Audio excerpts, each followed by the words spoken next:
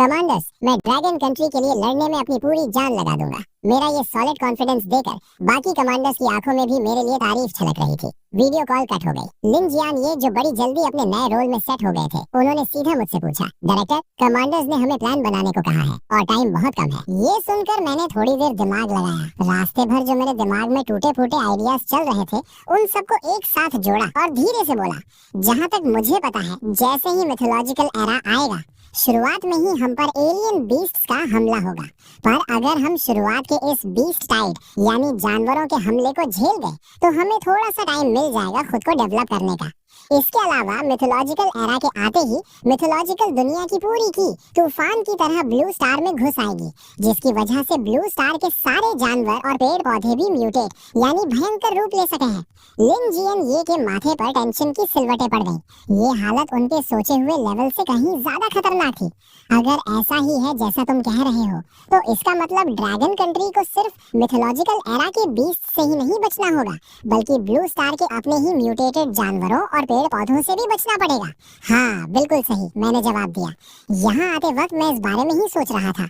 मैंने दिमाग में एक बेसिक प्लान सेट कर लिया है। पहला पॉइंट ये है कि हमें बहुत बड़े लेवल पर आर्मी में भर्ती करनी होगी, ताकि मिथोलॉजिकल एरा की आफत का सामना किया जा सके, क्योंकि ये कोई छोटी मोटी लड़ाई नहीं होने वाली। हमारे ड्रैगन कंट्री को लगातार नई आर्मी और फोर्स की जरूरतें पड़ेंगी।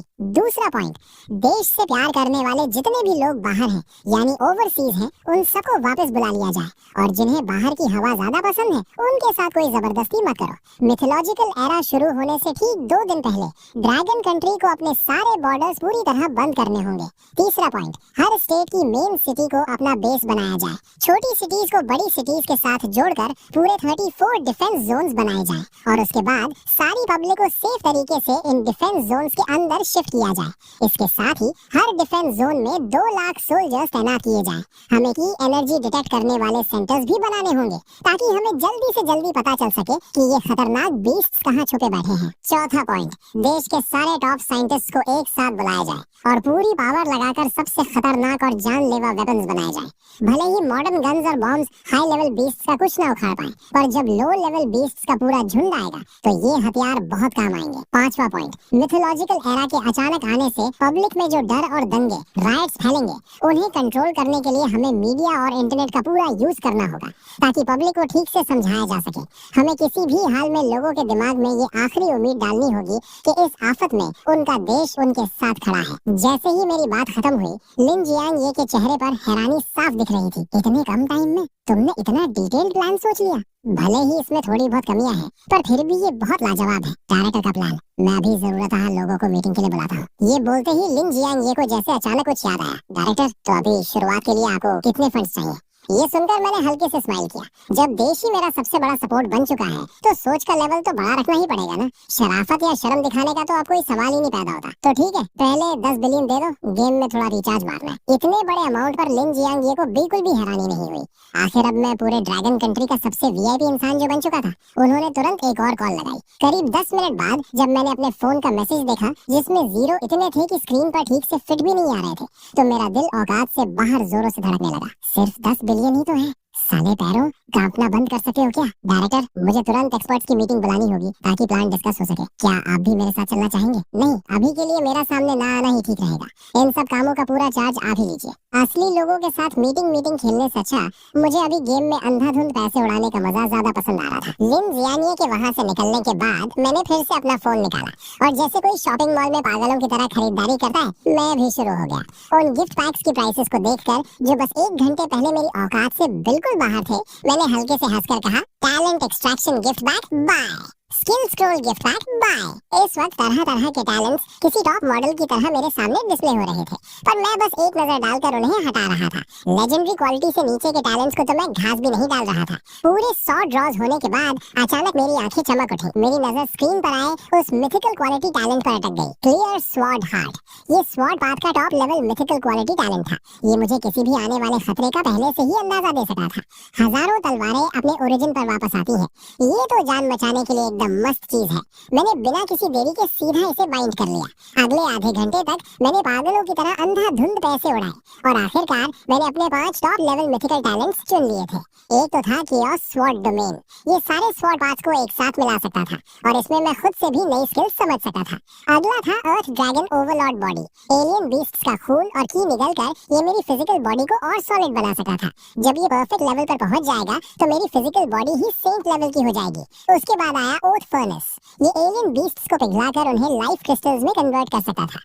ये लाइफ क्रिस्टल्स मेरी या किसी और की पावर बढ़ाने के काम आ सकते थे। और आखिरी था ज़ोडिएक निर्वाणा। ये टॉप लेवल पैसिव टैलेंट था। जब भी बाइंड करने वाले यानी मुझ पर मौत का खतरा आएगा तो ये निर्वाणा ट्रिगर कर देगा और मुझे एक नई जिंदगी दे देगा। इन 5 बड़े टैलेंट्स के साथ मैं लगभग हर फील्ड में एक इनविंसिबल वॉरियर बन चुका था। अटैक के लिए मेरे पास केओस स्वॉर्ड बॉडी थी और डिफेंस के लिए अर्थ ड्रैगन ओवरलॉर्ड बॉडी।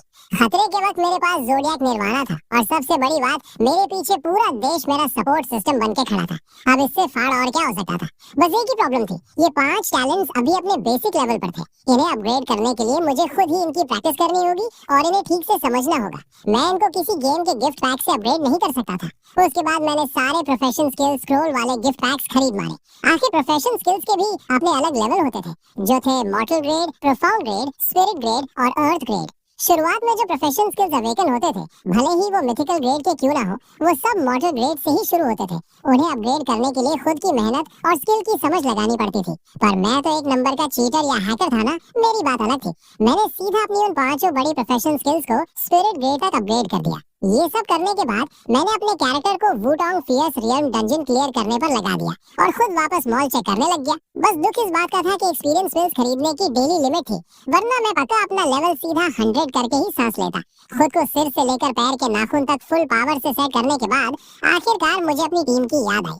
आखिर जब मिथोलॉजिकल एरा सच में आएगा, मैं भले ही कितना भी स्ट्रांग हो जाऊं, मेरे 3 सिर और 6 हाथ थोड़ी ना थे कि सब अकेले हैंडल कर लूंगा। एक तगड़ी और भरोसेमंद टीम बनाना ही लंबा टिकने का असली प्लान था। इसीलिए मॉल के अंदर जो चीज टाइम से पहले रियल दुनिया में लाई जा सकती थी, वो अवेकनिंग स्टोन तो मुझे हर हाल में खरीदना ही था। मैंने डिटेल में चेक किया, ये गिफ्ट पैक एक दिन में सिर्फ 3 ही आते थे। हर एक पैक में एक अवेकनिंग स्टोन होता था और एक अवेकनिंग स्टोन से पूरे 100 लोग अपना प्रोफेशन अवेकन कर सकते थे। पर अगर उन्होंने सिर्फ प्रोफेशन अवेकन किया तो उससे उतनी ज्यादा मदद नहीं मिलने वाली थी। आखिर एक लेवल 1 का प्रोफेशन मास्टर आम इंसान से बस थोड़ा सा ही ज्यादा ताकतवर होता है, पर एलियन बीस्ट्स के आगे वो अभी भी किसी कीड़े मकोड़े की तरह ही थे। और जब मैं गेम मॉल चेक कर रहा था तो दूसरी तरफ पूरा डोंगफेंग बेस भी फुल एक्शन में आ चुका था। लिन जियन ने बहुत ही कम टाइम में ढेर सारे रिसर्च एक्सपर्ट्स को इकट्ठा कर लिया था। मेरे बनाए हुए प्लान पर उन्होंने डिस्कशन किया, उसमें जरूरी बातें ऐड की और उसे परफेक्ट बनाया और फिर उसे ऑफिस में मुझे चेक करने के लिए लाकर दे दिया। उसके बाद उसे सीधा कैबिनेट के पास भेज दिया गया। इस वक्त लिन जियन ये लाल फाइल्स का एक बंडल पकड़े हुए मुझे देते हैं। डायरेक्टर, कैबिनेट ने प्लान पास कर दिया है। मैंने हल्के से सिर हिलाया और कहा, क्योंकि टाइम बहुत कम है तो सबसे पहले ये डिफेंस जोन वाला प्लान एग्जीक्यूट किया जाएगा। तुरंत हर फील्ड और इंडस्ट्री के रिप्रेजेंटेटिव्स की एक बड़ी मीटिंग बुलाओ, खास करके कंस्ट्रक्शन इंडस्ट्री वालों की। और हाँ, उन्हें अभी असली सच बताने की जरूरत नहीं है, वरना बिना मतलब का डर और पैनिक फैल जाएगा। उन्हें सीधा सेंट्रल गवर्नमेंट का डायरेक्ट ऑर्डर सुना दो। इसके साथ ही तुरंत आर्मी में भर्ती शुरू करो, बाहर रहने वाले सिटीजन्स को वापस बुलाओ, खतरनाक वेपन्स बनाना शुरू करो और इंटरनेट पर पहले से ही माहौल सेट करना शुरू कर दो। ये सारे काम एक साथ चलने चाहिए क्योंकि टाइम किसी का इंतजार नहीं करता। इसके तुरंत बाद कैपिटल के असेंबली हॉल के सामने इमरजेंसी नोटिस मिलते ही हर इंडस्ट्री के रिप्रेजेंटेटिव्स अपना सारा काम धाम छोड़कर वहां पहुंच गए थे। यहाँ तक कि जो रिप्रेजेंटेटिव्स दूर के एरियाज में थे, उन्हें तो आर्मी ने सीधा मिलिट्री प्लेन्स भेजकर वहां लाया था। वो सब के सब पसीने से लथपथ थे और उनकी सांसें बुरी तरह फूली हुई थी। किसी का आपस में बात करने तक का मूड नहीं था। असेंबली हॉल के अंदर उस बड़े से प्लेटफॉर्म पर जो सीना तान कर खड़ा था, वो मेजर जनरल लिन जियन ये थे। नीचे बैठे सारे लोग ये नजारा देखकर एकदम कंफ्यूज थे। आर्मी का बंदा इस तरह की पॉलिटिकल मीटिंग कैसे होस्ट कर सकता है? पर लिन जियाने के पास बैठकर एक्सप्लेन करने का टाइम नहीं था। उन्होंने सीधा अपने सामने रखी नंबर 1 लाल फाइल खोली और भारी आवाज में बोले, अभी कैबिनेट का इमरजेंसी ऑर्डर सुनाया जा रहा है। ये बात सुनते ही सारे बड़े रिप्रेजेंटेटिव्स सीधे होकर बैठ गए और अपने कान खड़े करके सुनने लगे। ऑर्डर कुछ इस तरह है, इसी वक्त से देश की चल रही सारी पॉलिसीज को रोक दिया जाए। हर स्टेट की मेन सिटी को बेस बनाकर छोटी सिटीज को बड़ी सिटीज के साथ जोड़ा जाए और 34 डिफेंस जोन्स बनाए जाए। सारी कंस्ट्रक्शन और माइनिंग कंपनीज को ऑर्डर दिया जाता है कि वो अपनी पूरी ताकत सिर्फ इस प्लान पर पर लगा दे। यहाँ तक आते आते पूरे हॉल में इतना सन्नाटा छा गया कि सुई गिरे तो उसकी भी आवाज सुनाई दे। सारे रिप्रेजेंटेटिव्स फटी आंखों से लिन जियानी को घूरने लगे। 200 करोड़ की आबादी वाले इतने बड़े देश को अचानक रोक देना और देश की पूरी ताकत सिर्फ एक काम पर लगा देना, ये तो ड्रैगन कंट्री की इकोनॉमी को पूरी तरह तबाह करने जैसा था। अगर उन्हें ये ना पता होता कि वो देश के सबसे बड़े असेंबली हॉल में बैठे हैं तो उन्हें पता लगता कि किसी पागल से उनका पाला पड़ गया है। ये पूरी कैबिनेट का एक साथ पास किया हुआ ऑर्डर है, आप सबको अब बस इसे फॉलो करना है और देश का पूरी तरह साथ देना है। ये कहकर लिन जियानी सीधा वहाँ से निकल गए और पीछे छोड़ गए उन रिप्रेजेंटेटिव्स को जो एक दूसरे की शक्ल देख रहे थे। जैसे ही असेंबली हॉल का बड़ा दरवाजा खुला, बाहर वेट कर रहे रिपोर्टर्स का सब्र टूट गया। बॉस वैंग, क्या बता सकते हैं कि मीटिंग में क्या हुआ? बॉस माँ, क्या ये इंटरनेट, ऑनलाइन शॉपिंग या कुरियर से रिलेटेड कुछ है? बहुत सारे रिपोर्टर्स के सवालों का किसी ने कोई जवाब नहीं दिया। अचानक भीड़ में से एक बंदे की चिल्लाने की आवाज आई, ओ भाई जल्दी वेबो चेक करो सब। ये सुनते ही सारे रिपोर्टर्स ने फटाफट अपने फोन निकाल लिए। उन्होंने देखा कि मिथिकल स्पेशल ब्यूरो नाम का ट्रेंडिंग टॉपिक तेजी से नंबर 1 पर आकर बैठ गया था। यहाँ तक कि टॉप 10 ट्रेंडिंग सर्चेस भी सिर्फ और सिर्फ मिथिकल स्पेशल ब्यूरो के बारे में ही थी। सबसे बड़ी हैरानी की बात तो ये थी कि इस नए बने हुए ब्यूरो के ऑफिशियल वेबो अकाउंट के नीचे एक ऐसी पोस्ट थी जिसने पूरे ड्रैगन कंट्री और ब्लू स्टार की नींव हिला दी थी। अभी इसी वक्त से बाकी सारी नेशनल पॉलिसीज रोकी जाती हैं। अपना पूरा फोकस डिफेंस जोन प्रोजेक्ट को लागू करने पर होगा। मिथिकल स्पेशल ब्यूरो अपने देश के सभी कंस्ट्रक्शन वर्कर्स से अपील करता है कि देश की आवाज सुने और डिफेंस जोन बनाने में मदद करे। अभी इसी वक्त से देश के 20 से 40 साल के सभी सिटीजन के लिए आर्मी रिक्रूटमेंट खुल चुकी है। टारगेट 80 लाख नई फोर्स बनाने का है। एक्स आर्मी वालों को पहली प्रेफरेंस मिलेगी। मिथिकल स्पेशल ब्यूरो जोशीले जवानों से आर्मी ज्वाइन करने की अपील करता है। मिथिकल स्पेशल ब्यूरो सभी बाहर रहने वाले देशभक्तों को तुरंत देश वापस आने का आदेश देता है। बहुत जल्द ड्रैगन कंट्री पूरी तरह सील हो जाएगा। अगर वापस नहीं आए तो अपनी जान के जिम्मेदार तुम खुद होगे। ये सारे फैसले ड्रैगन कंट्री के नंबर 1 कमांडर की कैबिनेट और मेरी यानी मिथिकल स्पेशल ब्यूरो के चीफ की अप्रूवल के बाद सबकी सहमति से पास हुए हैं। इन्हें तुरंत लागू किया जाए। ये पोस्ट आते ही बड़े बड़े मीडिया हाउसेज ने इसे दबा के शेयर किया। कुछ ही मिनटों में व्यूज 10 करोड़ क्रॉस कर गए और कमेंट्स 10 लाख से ज्यादा हो गए। ओ भाई, ये आखिर हो क्या रहा है? क्या वॉर शुरू होने वाली है? 20 साल का सिंगल लौंडा आर्मी ज्वाइन करने के लिए अप्लाई कर रहा है। 5 साल का पुराना फौजी वापस ड्यूटी पर आने की रिक्वेस्ट कर रहा है। कौन सीमेंट देश के आदेश का इंतजार कर रहा है। ल्यू गैंग ग्रुप देश के हर फैसले के साथ है। एमसीसी ग्रुप जनता की सेवा के लिए तैयार है। एक ही पल में इन कमेंट्स ने पूरे देश वालों का दिल छू लिया और जो पीछे छुपे हुए दुश्मन थे उनकी तो पैंट गीली कर दी। सिर्फ वो एक जैसी यूनाइटेड आवाज सुनकर ही किसी के भी रगों में खून खौल उठे। भले ही उन्हें अभी तक इसके पीछे का असली रीजन नहीं पता था, भले ही इससे उनका ब्राइट फ्यूचर बर्बाद हो सका था, यहाँ तक कि उनकी जान भी जा सकी थी, फिर भी एक सिंगल बंदे ने देश के फैसले पर सवाल नहीं उठाया। ये थी हमारी ह्यूएक्सिया की यूनिटी।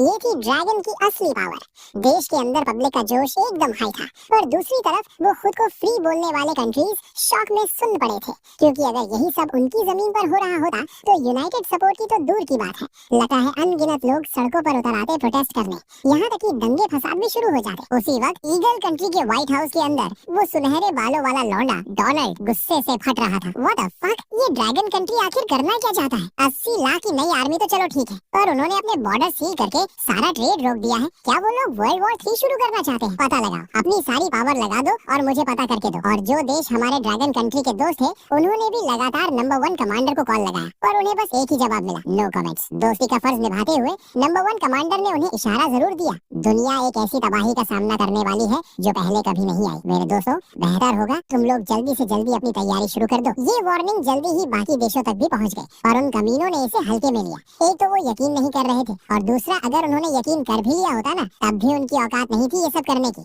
हर किसी देश के पास हमारे ड्रैगन कंट्री जैसा जिगरा और इन्फ्लुएंस थोड़ी होता है। डोनाल्ड तो अपने ट्विटर पर फॉलोअर्स बढ़ाने के लिए ट्वीट पेलने में लगा था, सब शांति रखो, ड्रैगन कंट्री को मेरे से ज्यादा बेहतर कोई नहीं समझता। वो पक्का कोई फेक माइंड गेम खेल रहे हैं ताकि ब्लू स्टार में भौकाल मचा सके। तुम लोग इनके जाल में मत फंसना। इंटरनेट पर तो आग लगी हुई थी और रियल लाइफ में सीन और भी ज्यादा फायर था। ड्रैगन कंट्री के सारे बड़े टीवी चैनल्स प्राइम टाइम पर लगातार मेरे मिथिकल स्पेशल ब्यूरो के आदेश चला रहे थे। जनता ने जैसे ही आदेश सुना तुरंत एक्शन मोड में आ गए। अनगिनत वर्कर्स अपना सामान बांधकर प्रोविंशियल कैपिटल्स की कंस्ट्रक्शन साइट्स पर निकल पड़े। सही उम्र वाले जवान और एक्स आर्मी वाले अपने परिवारों को अलविदा कहकर आर्मी ज्वाइन करने चल दिए। बाहर की कंट्रीज में जो हमारी एम्बेसीज थी उन्होंने रातों रात नोटिसेस निकाल दिए, हर जगह फैली हुई हमारी ड्रैगन कंट्री की जनता को वापस बुलाने के लिए। और हमेशा कुछ नल्ली हड्डी वाले लोग होते ही हैं, वो अपने फॉरेन बापों के साथ मिलकर हमारा मजाक उड़ा रहे थे और पूरे कॉन्फिडेंस से भौंक रहे थे कि वो लोग कभी वापस नहीं आएंगे। डोंग फेंग बेस की एक मीटिंग मीटिंग रूम में लिन जियानिए ने टेबल पर हाथ मारते हुए पूछा, अभी इंटरनेट पर कैसा माहौल चल रहा है?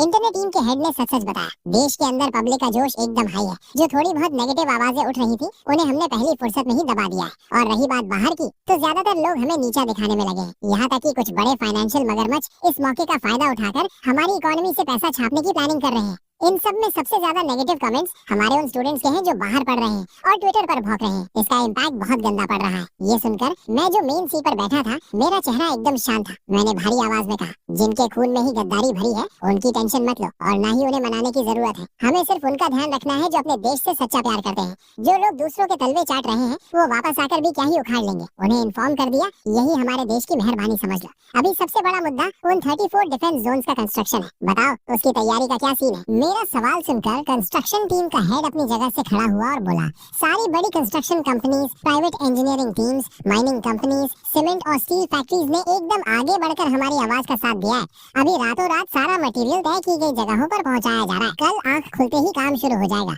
ये सुनकर मैंने हल्के से सिर हिलाया। जो भी उनका हक बनता है उसमें एक पैसे की कमी नहीं होनी चाहिए। अगर जनता ने देश की आवाज सुनी है तो इसका मतलब उन्हें अपने देश पर भरोसा है। हम किसी भी हाल में उनका दिल नहीं तोड़ सके। ये मीटिंग पूरे 2 घंटे तक चली।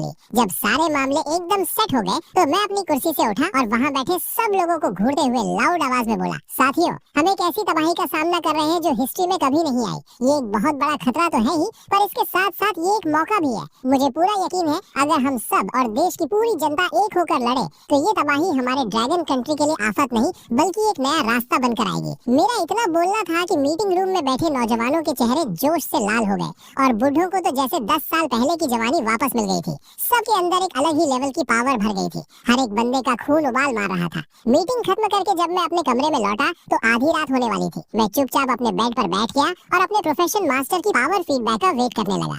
एक और बार उस गजब के सुकून देने वाली पावर का झटका मेरी बॉडी में घुसा और फिर मैंने अपना सिस्टम पैनल खोलकर अपने स्टैट्स चेक किए। 2 दिन के पावर फीडबैक के बाद मेरे स्टैट्स अब एकदम भौकाल बन चुके थे। Power 442, physique 486, spirit 643। मेरी सबसे कमजोर स्टैट यानी पावर भी एक आम आदमी से 40 गुना ज्यादा थी। मैंने हल्के से अपनी मुट्ठी बांधी और हवा में ही एक खतरनाक सोनिक बूम फटी। उसके बाद मैंने सिस्टम का स्टोर खोला और टैक्स चेक करने लगा। सबसे पहले मैंने जो चीज देखी वो थी अवेकनिंग स्टोन्स। कल के 3 और आज के रिफ्रेश हुए 3, टोटल मिलाकर अब मैं 600 लोगों का वक्त से पहले अवेकनिंग करवा सका था। पर एक ही सेकंड में इसने मेरे सारे 10 बिलियन उड़ा दिए और अकाउंट लगभग खाली हो गया। एक्सपीरियंस बिल वाला पैक तो बिल्कुल मिस नहीं कर सकता था मैं। बस इन एक्सपीरियंस बिल्स की एक लिमिट थी।